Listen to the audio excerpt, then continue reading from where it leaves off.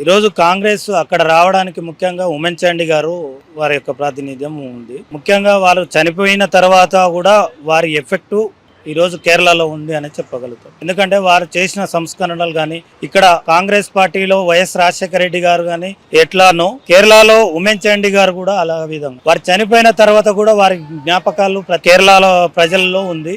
అదే విధంగా ఈరోజు సిపిఐ సిపిఎం ఎల్డిఎఫ్ చేసిన నియంత్రిత ధోరణి, ల్యాండ్ స్కామ్లు, అదే విధంగా ప్రజలను పట్టించుకోకపోవడం, భయభ్రాంతుల్లో చేయడం, ఎవరు మాట్లాడితే వాళ్ళని మీడియా ఛానళ్ళని కూడా చూడకుండా అక్కడ జర్నలిస్టులను కూడా చంపిన దాఖలాలు కొన్ని ఉన్నాయి.